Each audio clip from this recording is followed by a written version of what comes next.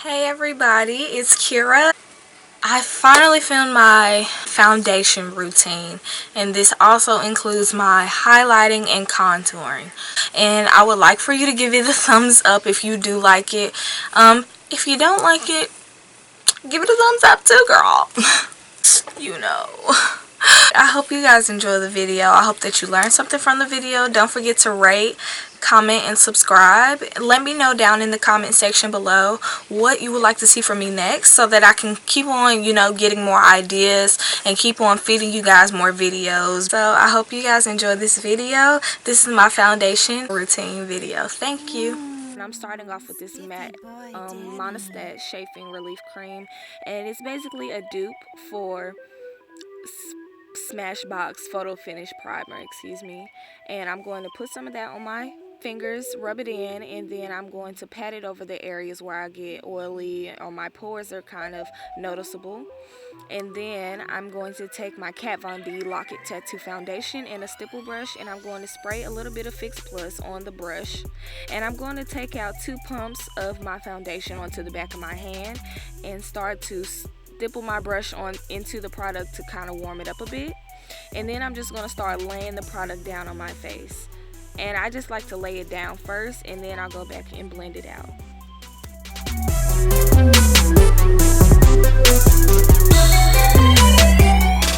Now I'm starting to move in circular motions, and I'm blending out, and I'm also going underneath my neck so it doesn't appear that I have on a mask or anything like that. And I'm blending this all in, and I am going to go above where I did my eyebrows so that that lighter color that I used to carve out my brows will not be as noticeable. Then I'm taking this it's a buffer brush, it's an angle buffer brush, by It Cosmetics, and I'm just going to pat that over the area that I just put my foundation, because sometimes when you use a stipple brush you can get streaks in your foundation, and I don't want that to be visible, so I'm going to go over that with this. Then I go on the other side and I take a little bit more foundation, and then I start to just work it into my skin and move in circular motions.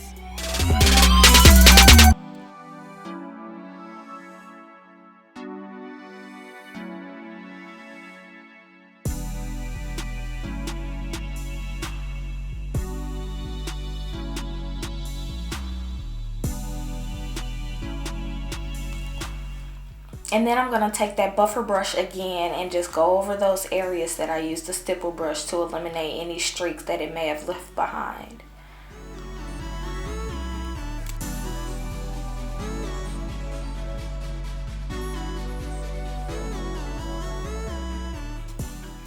And now I'm taking an e.l.f. small stipple brush and my Iman foundation, and I'm going to begin highlighting my skin.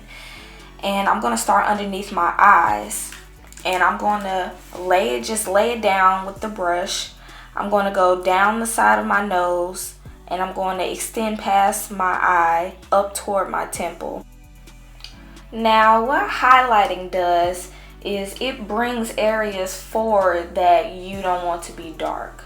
So when you do it underneath your eyes and you have darker circles or lines underneath your eyes, you want to push those out so that they seem less creased. And then I'm going to take this little small brush and do the bridge of my nose. So all the highlighting areas include my under eye, my chin, my cupid's bow, the bridge of my nose, and the center of my forehead.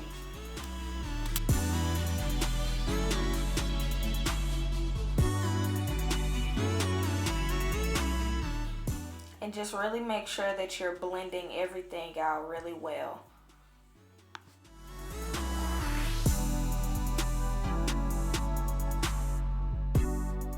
You don't want to be able to tell where colors start and stop.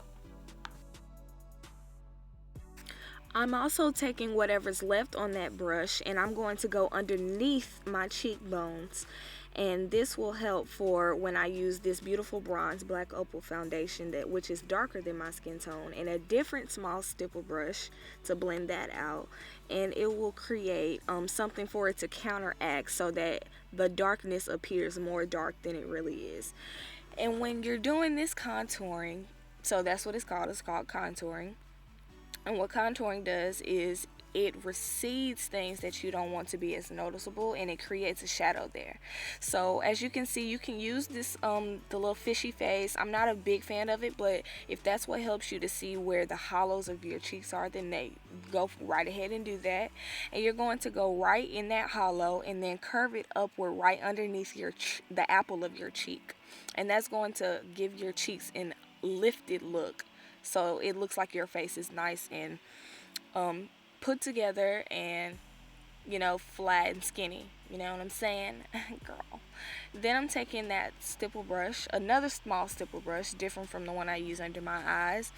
And I'm going to feather the product upward, because you don't want to bring it downward where we just put a little bit of a lighter color below that, because then that will give you the appearance of having a 5 o'clock shadow like a man, and that's not cute, okay? And so I'm going to start moving my brush in circular motions and blending everything together, bringing the lighter colors and the darker color together to create a gradient effect, so everything is nice and seamless. And again, I'm going to start moving my brush upward so that it blends upward into my concealer that I just put under my eyes, but you obviously not going right under my eyes.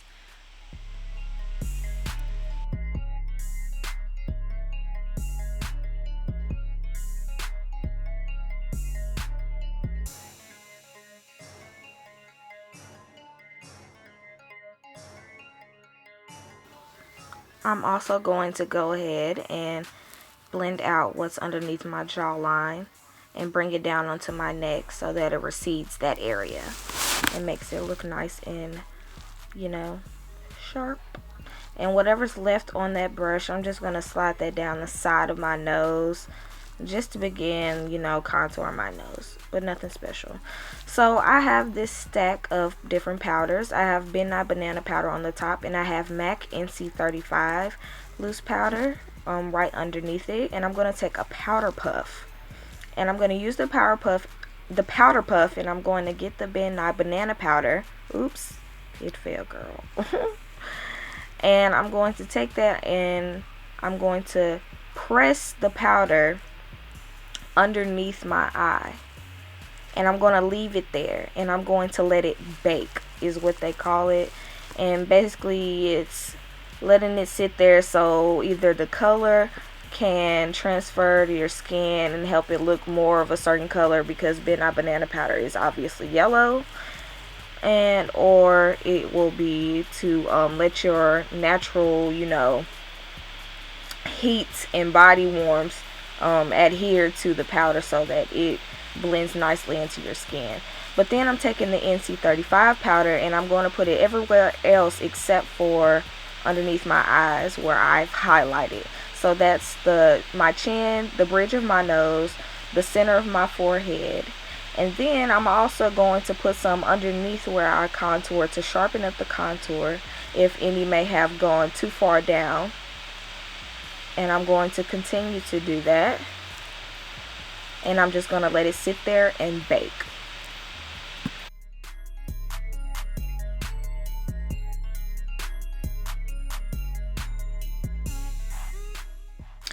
Meanwhile, while that's baking, I'm taking Midnight Chestnut powder, and I'm going to take an angled brush that I always use to contour, and I put some in the top, and I'm going to just pat some on my brush, and I'm going to start back toward my ear where I contoured with the cream, and then I'm going to start moving in circular motions, and I'm going to powder that whole area, because you want to always make sure you powder anything that you put on your face that is a cream.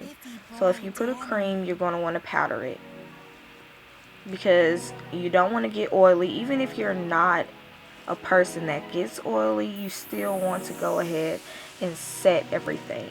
So I'm using this chestnut and I'm chiseling my face even further, and I'm feathering it towards my nose as I did the cream contour.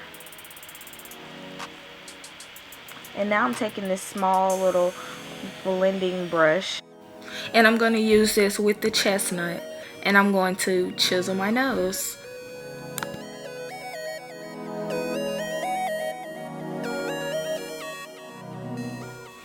And as you can see, I've gone down the bridge of my nose where I've put that lighter color on the bridge, and I'm going right next to it. And the thing when you're contouring your nose, you don't want to go out further like towards your under eye. You want to keep it inward so that you give your nose the appearance of there being shadows on the side of your nose so it appears slimmer. And I also go right in this hollow that is right next to the corner of your eye leading up into your brow bone. If you touch your eye and you feel where the socket is, you can see that there's a hollow there. And I do that so that it gives my nose an appearance of being slimmer from the top to the bottom. And I usually will work this into my crease just a bit because this brown is a nice brown to be a transition color for my eyeshadows.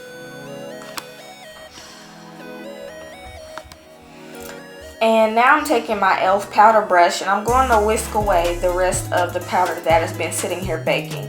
Now usually before I wipe off my powder, I will do my eyeshadow. And the other reason why I put the powder down there is to catch any fallout from my eyeshadow. But as you can see, I am just going around any of the areas that I let the powder sit there and bake.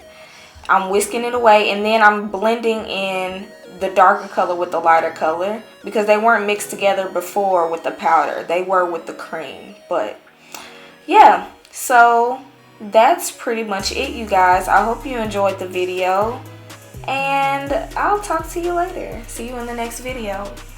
Bye.